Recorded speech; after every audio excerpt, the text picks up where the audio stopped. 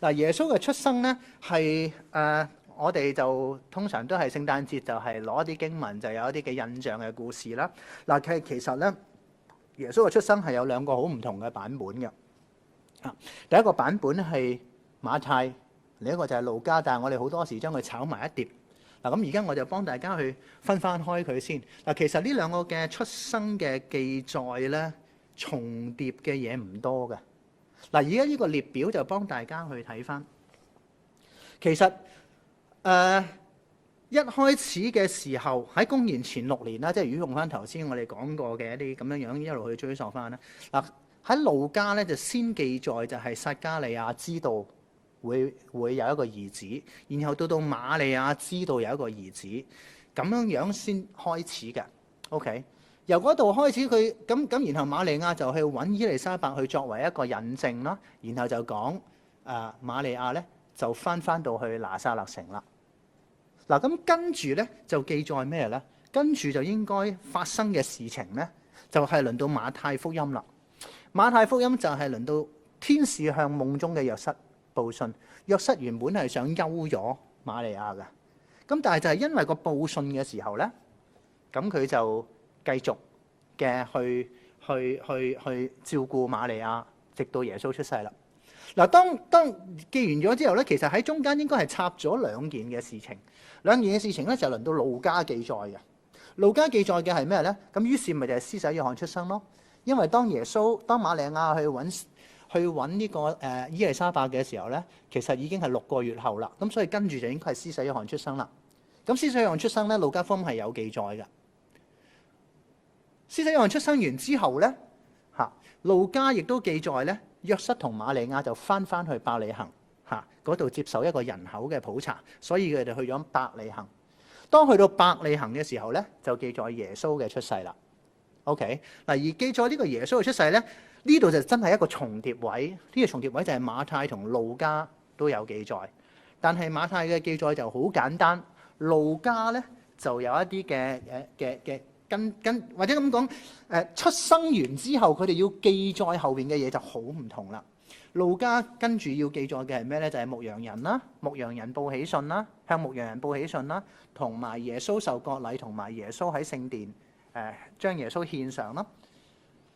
跟住咧，馬太要記載嘅就唔係嘅。馬太要記載咧，耶穌出生咗之後，馬上就記載咧，耶穌就要走佬啦。OK， 咁然後去到最後，真係重疊翻嘅地方係咩咧？就係大家都記載到耶穌翻去拿撒勒城。嗱，呢個咧就係我哋將兩段嘅經文，馬太同埋路加嘅出生經文咧，你會發覺，哇，原來記咗兩個好唔同嘅故事嘅喎。重疊位好少嘅啫，重疊位就係耶穌嘅出世同埋耶穌翻去拿撒勒城。嗱，但係呢兩個嘅古仔咧，當我哋咁拆翻好，原來砌翻晒成件事係咁嘅時候咧，你就發覺耶穌嘅出生有兩個好唔同嘅版本嘅。喺馬太嗰個版本係點嘅咧？喺馬太嘅嗰個版本咧，我會講呢個係一個憂恐逃亡、驚心動魄嘅一個氣氛。嗱，如果你真係淨係讀馬太福音，其實係好得人驚嘅。嗱，點解咁得人驚咧？嗱，耶穌基督嘅來歷係點樣咧？嗱，一開始嘅時候就係耶穌基督嘅來歷喺度，我先同大家講一講。嗱，頭先我講過耶穌基督嘅來歷，馬太第一個部分就講咗佢血緣嘅來歷，即係個家譜，佢由邊度追上去嘅祖先係邊個？追到去亞伯拉罕。嗱，去到馬太福音嘅1章18節開始，再講耶穌基督降生嘅事，即係耶穌基督嘅來歷記在下邊。馬太用一個好特別嘅記載，馬太好中意講個預言就應驗啦，個預言就應驗啦。其實咧，佢係講咗幾多次咧？佢講咗7次預言嘅應驗。嗱，7又係我哋好。即係你知道猶太人又好中意用7就代表一個完美。其實去到呢度7次嘅應驗咧，我就列晒呢啲嘅經文出嚟，就係呢7段嘅説話嚇。咁然後咧，去到4章14節係第7次嘅應驗先知以賽亞嘅説話光要光照呢個加利利人嘅外邦地嘅時候咧，4章17節佢就講啦，從那時起耶穌就傳起到嚟啦，就講天國近了，即係耶穌真係出嚟服侍啦。所以如果你問我，我覺得馬太佢想講耶穌基督嘅來歷，其實一路去到邊呢？就係去到4章16節，然後就講耶穌出嚟，大家就知道耶穌係邊個啦。呢個就係馬太成個嘅記錄。嗱，而呢度7個嘅預言嘅應驗呢，其實入邊就講咗幾個唔同嘅故事，唔同嘅主題啦。嗱，咁我哋試下好簡單嘅逐個去睇。一開始第一個應驗係講咩呢？就講佢預言有一個童女生子。OK， 嗱，呢個係預言有童女生子係馬太嘅記載嚟嘅嚇。咁佢係要佢會係童女生子，佢要帶出嘅一個問題係咩呢？就係咧約瑟好驚。嗱，佢嘅約瑟嘅驚係啱㗎。咁我老婆都未娶就已經有懷孕喎。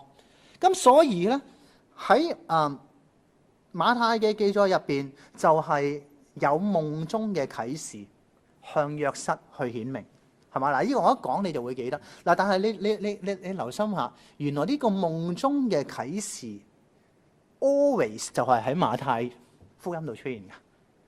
嚇，呢個係馬太要表達耶穌嘅出生。於是約瑟就信服啦。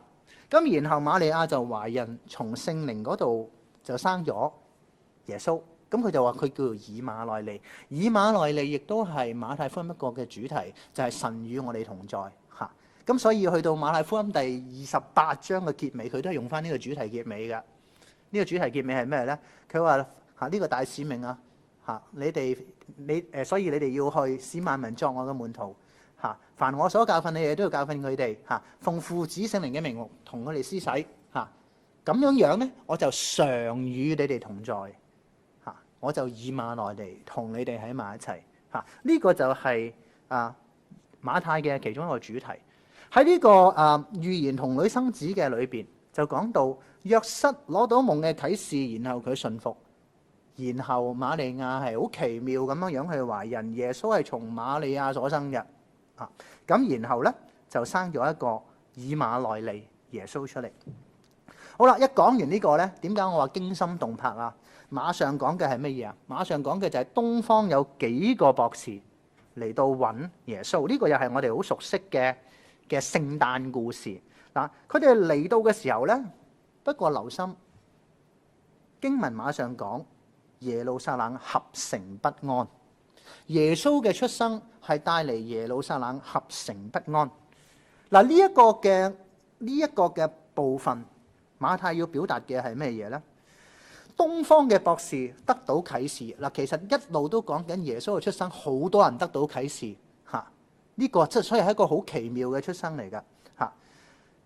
東方博士知道有一個新生王要出現，所以佢嚟揾耶穌嗱。但係與此同時咧，耶路撒冷合城不安嚇。耶路撒冷合城不安，有咩人不安？希律王不安。猶太領袖不安，連入邊嘅百姓都不安。點解會不安？我唔知你有冇諗，咁耶穌出世應該大家好平安噶嘛？我哋叫平安夜啊嘛。嗱，如果你讀馬太福音咧，係不安嘅日子嚟㗎。嗱，點解咁不安？因為耶穌嘅出生成為咗希律王嘅威脅。當耶穌嘅出生成為咗希律王嘅威脅，成為咗一個政權嘅威脅嘅時候，好多人都會不安，包括猶太領袖。你唔知呢個政權會做啲乜，包括當其時嘅居民百姓，因為個政權亂龍起上嚟咧，係可以亂咁做事嘅。事實上後邊我哋就知道希律真係亂咁做事。好啦，去到第三個嘅古仔，第三個古仔咧就係約瑟就帶住耶穌同埋瑪利亞咧就逃往埃及啦嚇。咁呢度又再講啦，咁約瑟點解咁醒識走㗎？又係夢嘅啟示，夢嘅啟示叫約瑟帶耶穌走，但係呢度就要應驗一樣嘢，就係話我要從埃及召出我嘅兒子嚟。然後咧去到大希律知道博士走咗唔話俾佢聽嘅時候，大希律跟住做咗啲咩嘢啊？佢因為一個政權嘅驚受到威脅，於是佢將所有嘅2歲以下嘅孩童，因為佢唔知耶穌幾時出世，將伯利恆所有2歲以下嘅孩童全部都殺晒。呢度就話應驗咗一句嘅説話，就係喺拉馬入邊要聽見號啕大哭。拉馬喺邊度咧？諗而家呢幅圖你又睇到耶路撒冷係喺呢度啦。其實伯利恆就喺呢度附近嚇。拉馬其實係講緊當其耶利米時代咧，呢個地方就面對一個大屠殺。而家就輪到伯利恆面對一個大屠殺。OK， 好，咁跟住咧，當殺晒啲男孩之後，跟住歷史話俾我哋聽，大希律王跟住就死咗啦。當大希律王死咗之後，約瑟就因為夢嘅啟示，有夢中有使者話俾約瑟聽，你可以翻上去啦。於是佢就帶翻耶穌同埋瑪利亞翻去拿撒勒。佢仲交代埋點解翻拿撒勒唔係翻伯利恆。佢呢度咁樣做，主要就係話翻俾我哋聽。咁點解耶穌會成為咗拿撒勒人耶穌呢？耶穌嘅來歷原來係咁嘅。不過呢啲全部都係上帝一啲特殊嘅啟示嘅應驗帶出嚟嘅結果嚟㗎。好啦，咁跟住我就同大家，我都話，即係如果我覺得個來歷係去到第7次嘅應驗啦，咁跟住呢度未講，呢度我想同按翻住筆記啦，後邊講馬太係好強調應驗㗎嗱。不過我想同大家講咧，馬太講嘅應驗可能同我哋好多弟兄姊妹諗嘅應驗係有啲分別。詳細好難同大家好詳細咁講。不過我淨係想講，我哋好多時諗嘅應驗係咩咧？咪舊約講咗係咁啊，而家真係咁樣發生啦。咁呢個就叫應驗。其實新約作者或者馬太都真係唔係咁做嘅。新約作者佢哋要講翻舊約嘅嘢應驗咧，其實佢係將佢哋係想將嗰個理解就楞翻去嗰件事嘅啫。詳細呢個係一個好大嘅 topics， 所以我喺度唔同大家去講。不過我想大家要有呢個理解啦。譬如好簡單一樣嘢咧，就係喺呢度你見到咧2章23節嗰度講咧，這是要應驗先知所說，他將稱為拿撒勒人的話了。你揾勻成本舊約聖經，你都揾唔到有一個先知預言過彌賽亞原來係拿撒勒人嚟㗎。你可以咁講，馬太特登加落去嘅。又或者你去到2章17節，你睇到佢話應驗咗耶利米嘅話，喺拉馬聽見號啕大哭嘅聲音，係拉結哭佢嘅兒女，不肯受他安慰，因為他們都不在了。呢一個嘅好明顯就係耶利米講緊嘅，就係當其時猶大國要滅亡，所以帶嚟咗巴比倫嚟到嘅毀滅咁，所以就帶嚟咗個號啕大哭嘅聲音，就絕對唔係咧講緊而家耶穌出世跟住原來希律王好驚就殺晒伯利恆。佢只不過係將兩件類似嘅事情就將佢扣翻埋，就成為咗馬太所講嘅應驗。我想幫大家去明白呢一樣嘢咁樣咁但係咧，我哋亦都知道馬太咧，佢去記載耶穌基督嘅來歷咧，佢係好想講，其實係全部按住一個上帝嘅應許而嚟嘅。呢個就係馬太佢好想表達嘅嘢啦。佢要表達嘅就係耶穌基督嘅特殊身份。好啦，咁你睇翻成個嘅馬太福音嘅記載耶穌嘅來歷咧，我就話係咪一個憂恐、逃亡、動魄驚心咧？但係路加咧就好唔同啦。路加咧就係一個好平安、好歡樂嘅氣氛嚟嘅。入邊係點咧？路加嘅記載咧，佢講耶穌基督嘅來歷咧就咁嘅。佢先講咧就係要預言施洗約翰出生開始，然後先至預言耶穌嘅出生。而喺入邊咧，有一個嘅角色，路加福音係特別出現嘅，呢個就係天使加百列嚇。天使加百列係邊個咧？喺當代嘅時候，佢哋嘅傳統咧，加百列就係一個去傳啟示嘅人嚟嘅嚇。而呢一個嘅加百列係耶和華要嚟傳啟示嘅人咧，即係代表住呢件事係會得到應驗，同埋神話語係會成就嘅意思嚇。咁所以如果你話記載路加福音佢講耶穌基督嘅出生，或者耶穌基督係點嚟嘅咧？佢係由耶路撒冷嘅聖殿入邊，撒加利亞祭司嘅一個事件開始講起嚇。嗱，呢個係路加福音嘅特色嚟㗎。理論上講耶穌就講耶穌咯，但係佢唔係，佢要由耶路撒冷開始講起。我想大家先記住，耶路撒冷其實係路加一個好重要、好強調嘅主題嚟嘅。好，咁跟住咧就我哋再講落去，就係路加佢除咗係用呢個撒加利亞，然後再講耶穌嘅出生咧，其實佢成個開頭第1章第5節去到4章13節咧，佢係用咗一個梅花間竹嘅鋪排咁去寫嘅嚇。咁我呢度只係勾畫嗰個結構俾你去睇。你讀聖經嘅時候，你可以試下咁樣去留意。嗱，1章5到23節咧，就係加百列預言施洗約翰出生。好啦，然後跟住就帶嚟咗伊麗莎白嘅懷孕同埋讚美啦。咁跟住咧就輪到加百列就預言耶穌出生，1章26節開始，一路講到38節。之後咧就係瑪利亞嘅讚美啦。OK， 好啦，兩個預言之後，去到1章57到80節咧，就係施洗約翰真係出生啦。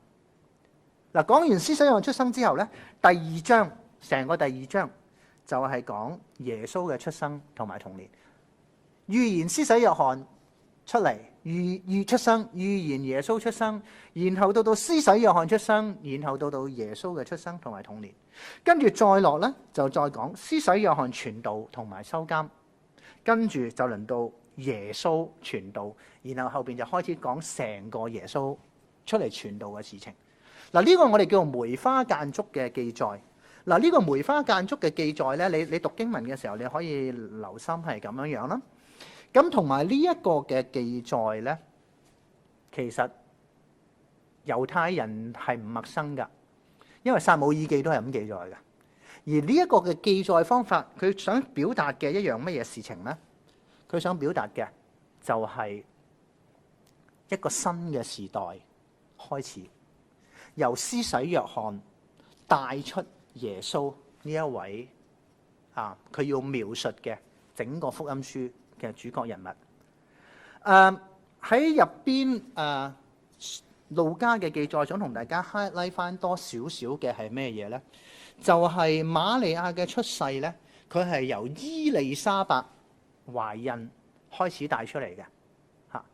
點解要係咁樣去從一個伊麗莎白懷孕去帶出瑪利亞嘅童女懷孕咧？咁樣想幫第一，伊麗莎白懷孕咧係一件奇事嚟嘅，因為佢哋係年老撒加利亞都諗住冇仔噶啦，係咪？咁但係點知喺嗰度就出生咗一件咁嘅奇事喎。但係呢件嘅奇事咧，除咗生咗施洗約翰之外咧，其實經文俾我哋睇見咧，佢係呢件事係要幫瑪利亞去做一個 confirmation 㗎，要去做一個引證㗎。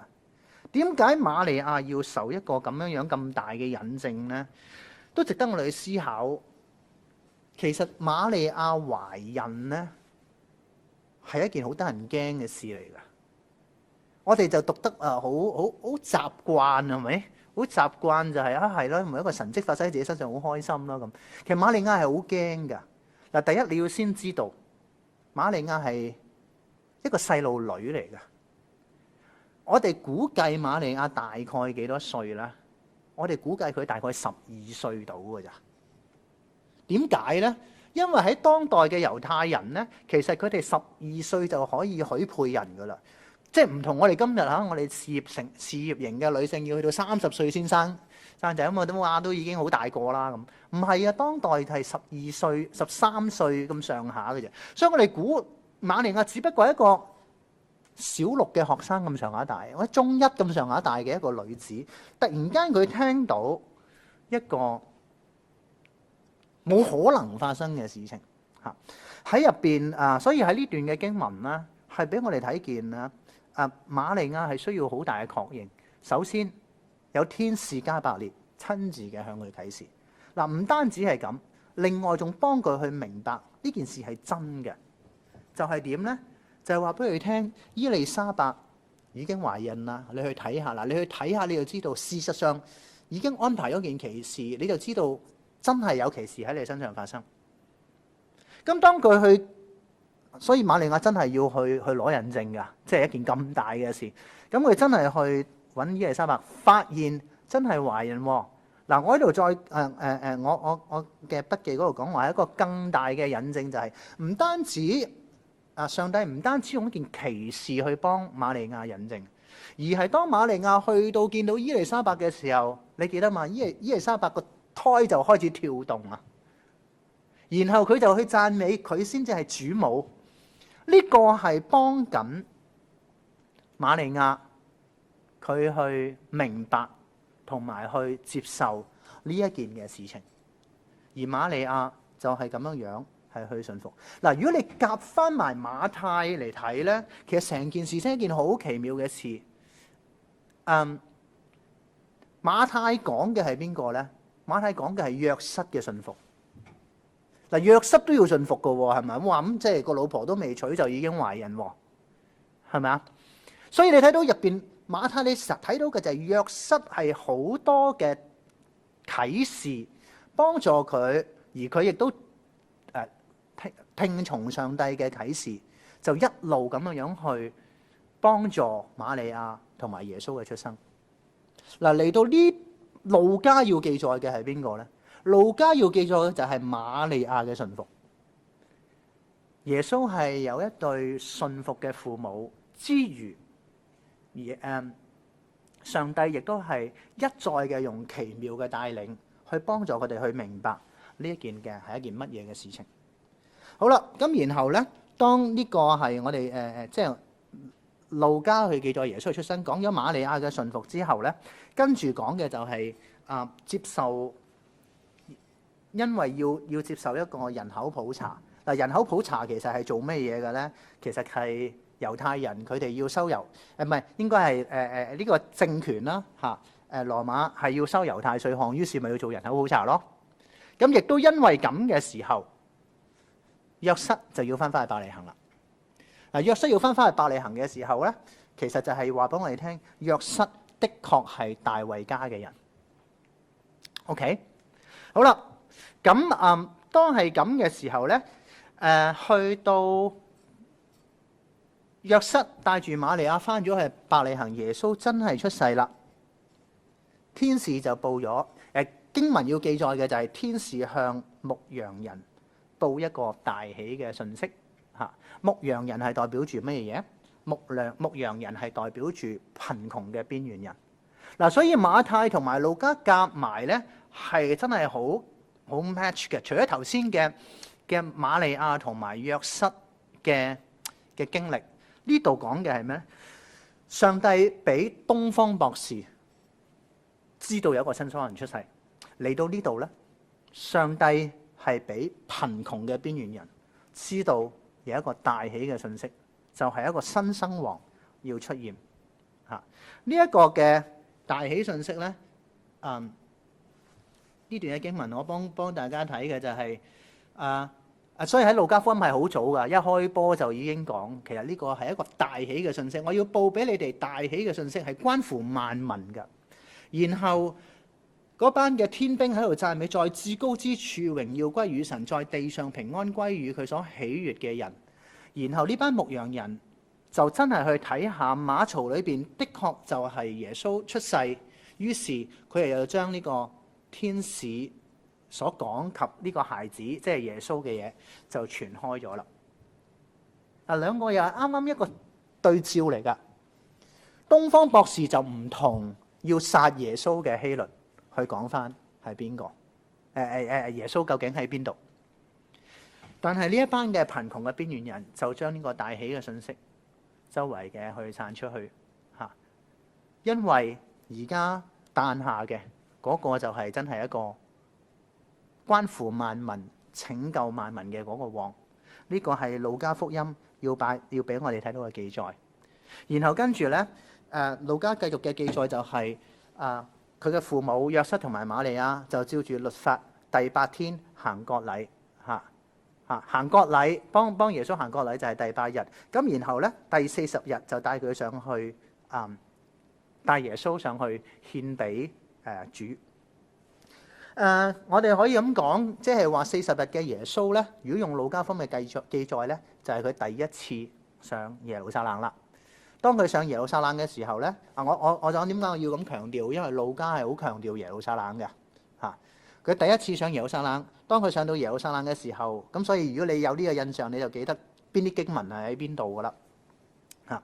喺入邊咧，佢就遇到西面同埋先知年老嘅女先知亞拿，佢哋都去確認呢個就係佢哋一路等緊嘅嗰一位彌賽亞嚇。而西面入邊咧，佢嗰個嘅西面頌啦，我哋叫做路加福音2章29節至到32節啦。呢個西面頌亦都係一如路加一路所做嘅，就係西面頌。佢話我見到你嘅救恩，呢個救恩係點㗎？呢個救恩係你喺萬民面前預備㗎。同馬太嘅記載係，或者馬太要強調嘅好唔同。佢哋講嘅呢個救恩係為萬民所預備嘅，而且係照亮外邦人嘅光。西面講嘅説話嚇。如果綜合翻成件事咧，就即係話耶穌係邊個？耶穌係的確係猶太人嘅王，但係耶穌嘅出世係為萬民預備嘅光。呢個係一個全新時代嘅誕生。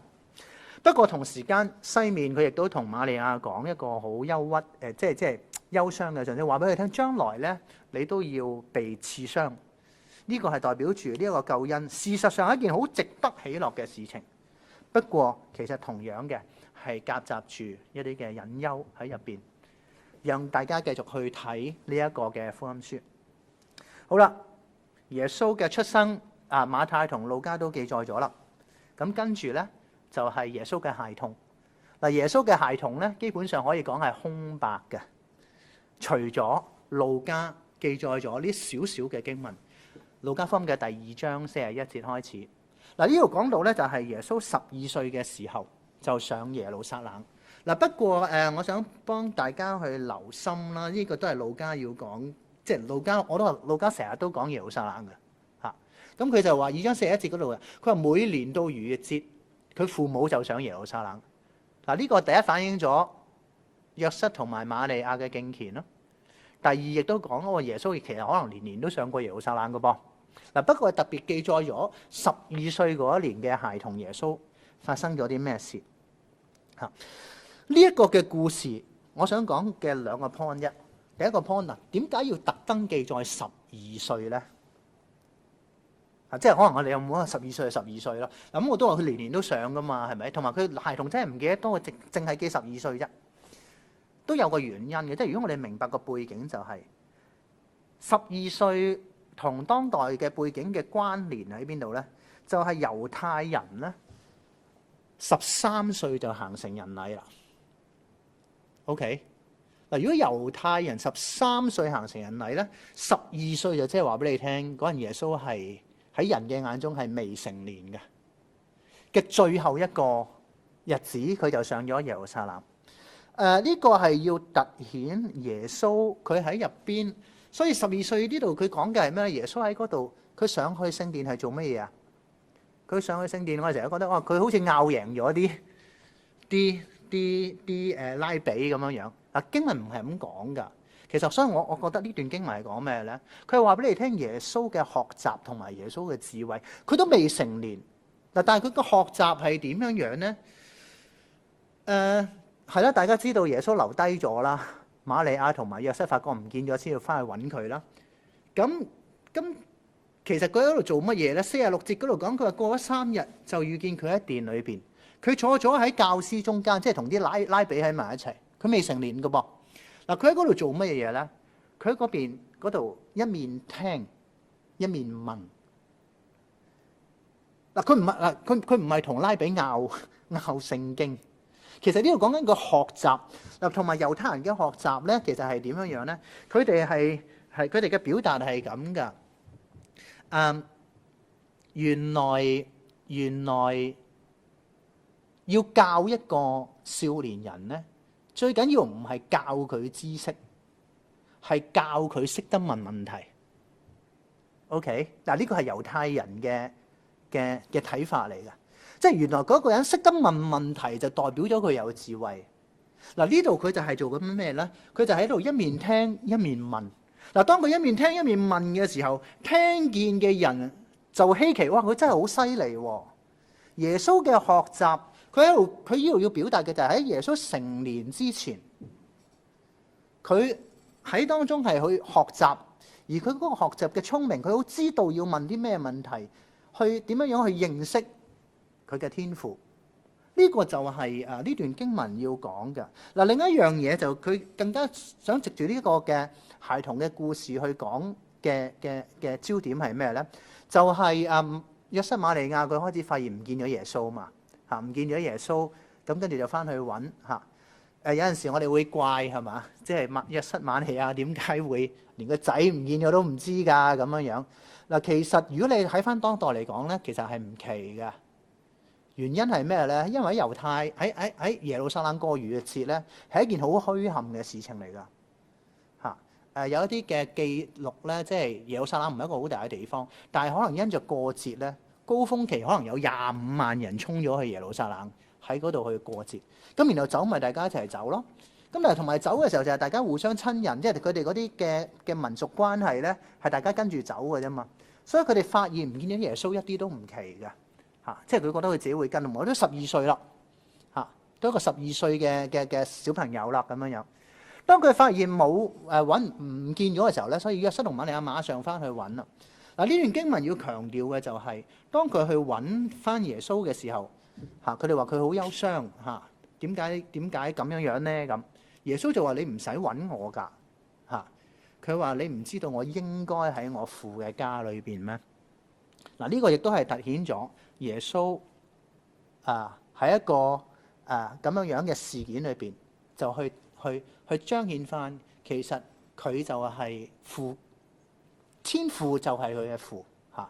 呢個係呢段經文佢想表達翻俾我哋聽嘅。嗱，呢個就係耶穌出生嘅故事。而約翰福音要記載，約翰福音冇記載耶穌出生，馬可冇記載耶穌出生嚇。馬可一講就已經講施洗約翰傳道㗎啦。OK， 但係約翰福音咧，約翰福音就我喺度講，約翰福音講耶穌嘅來歷咧，就係最勁嘅嗰一個啦。點解咧？因為約翰福音冇講耶穌出生，但係約翰福音講耶穌係邊個？約翰福音佢要講嘅就係太初有道，道與神同在，道就是神嚇。耶穌究竟係邊個？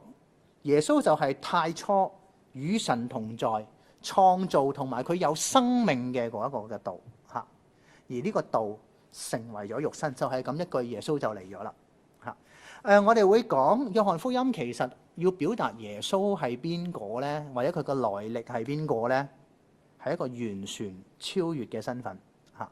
呢個亦都表達咗我哋有陣時會講約翰福音記載嘅耶穌係基督啦，當然嚇。約翰福音要記載嘅耶穌係基督咧，我哋叫做一個高階嘅基督。咩叫高階嘅基督咧？就係其實佢講到耶穌係一個呢個所謂高階嘅基督，佢根本就係上帝。嗱，你話喂，咁呢個有乜咁特別啊？弟兄姊妹，我想同大家講，呢個係好特別嘅。我哋今日覺得耶穌係基督係神嘅兒子咧，我哋完全接受晒。其實當其時喺初代嘅教會咧，大家係唔明白嘅。係不能接受嘅，係要花好多功夫，慢慢去辨認上帝嘅啟示，耶穌嘅復活，佢哋開始去思想，然後我哋先知道耶穌真係神嘅兒子，係要經過去到約翰福音大概係90至100年嘅時候咧，約翰就劈頭就講：太初有道，道與神同在，道就是神，道成咗肉身。呢個就係一個完全超越嘅身份，咁樣樣去介紹耶穌嘅來歷。